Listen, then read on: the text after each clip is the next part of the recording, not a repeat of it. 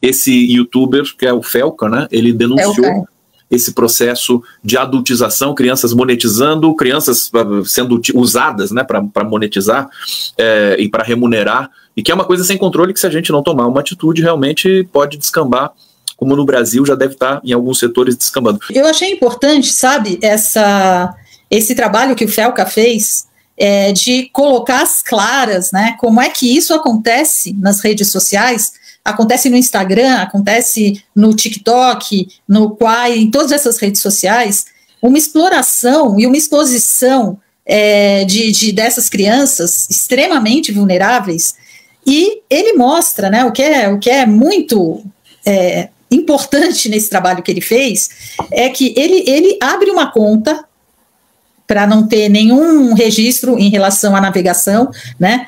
E ele começa a curtir, assim, ele faz isso ao vivo. Convido a todos que vejam o vídeo. Não é à toa que viralizou esse vídeo e tem milhões de visualizações aí.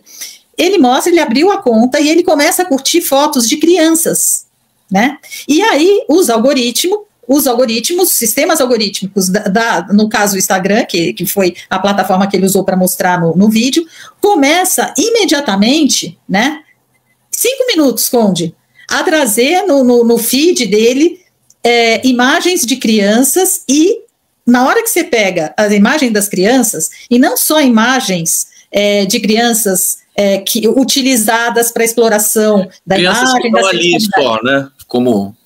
E aí começa a aparecer ali nos comentários códigos utilizados por pedófilos, por pessoas que exploram as crianças, né? E aquilo aumenta e viraliza. Então, é importante que os pais saibam, e ele mesmo fala isso, que não bota a imagem do teu filho, criança, na internet, porque mesmo que não tenha um caráter de sexualização, aquilo pode ser explorado, e com a utilização e com o reforço e com a recomendação, que é uma coisa que eu tenho destacado aqui tantas vezes, dos sistemas algorítmicos dessas plataformas.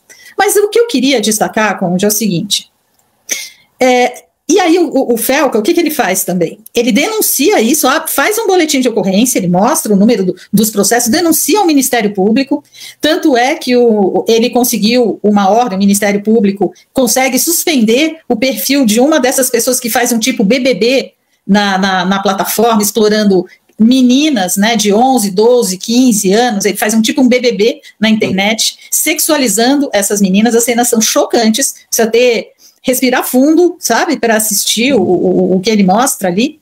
Agora eu pergunto o seguinte, Conde, precisa do Felca para mostrar isso para as autoridades? Precisa, né? A resposta é que precisa. Pois é, então, aquilo que eu tenho dito aqui tantas vezes, porque assim, o Estatuto da Criança e do Adolescente mostra que esse tipo de conduta é claramente criminosa, não tem dúvida, está tipificada essas condutas. Isso rola, né, à vontade na internet. E aí a gente tem um artigo hoje, na Folha de São Paulo, assinado pela secretária da Secretaria de Direitos Digitais e de um outro secretário também do Ministério da Justiça, falando que nos Estados Unidos, a Corte dos Estados Unidos, a despeito dessa emenda número 1, que protege a liberdade de expressão, entenderam que uma lei que foi feita no Texas, exigindo que as plataformas desenvolvam mecanismos de identificar a idade das crianças que acessam a internet, que a lei é válida, porque questionaram a lei com base na primeira emenda que protege a liberdade de expressão.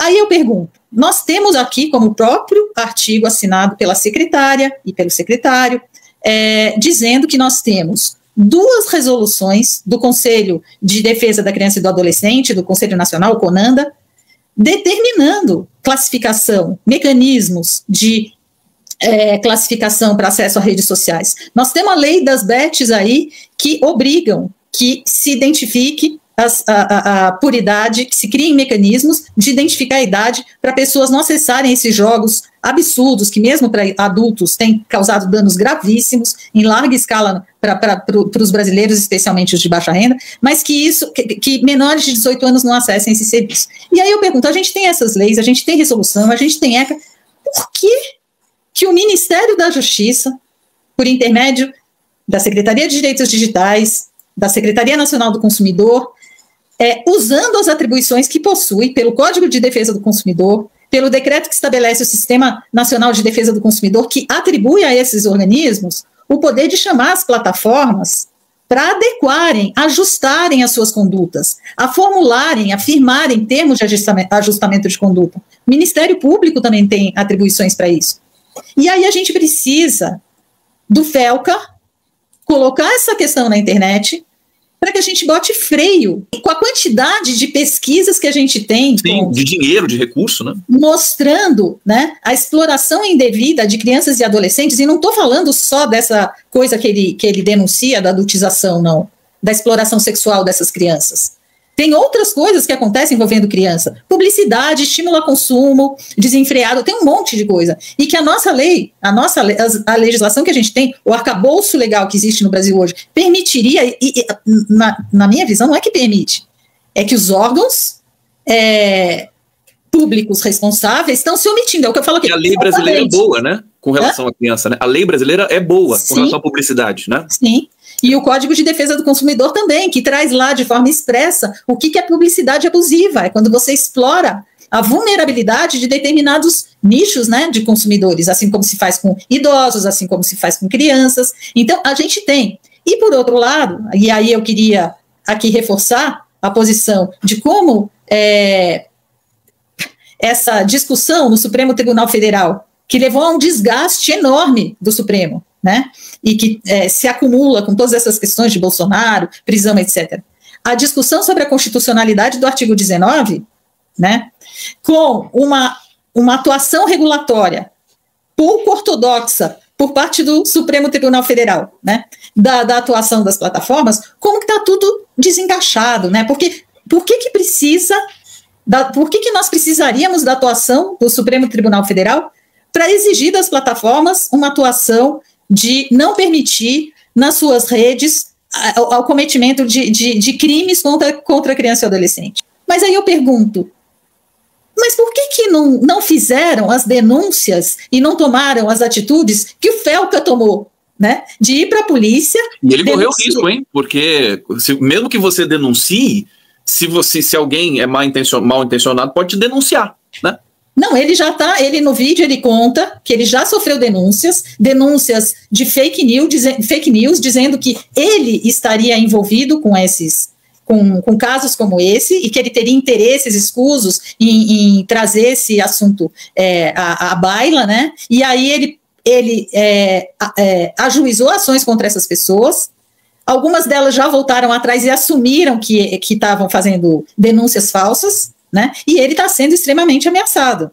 Então, eu acho que o que ele fez, né, os poderes públicos que têm atribuição para verificar, né, o funcionamento das redes, e aqui especialmente eu me refiro às secretarias do Ministério da Justiça e à Secretaria de Políticas Digitais da SECOM, da Presidência da República, né, e do Ministério Público,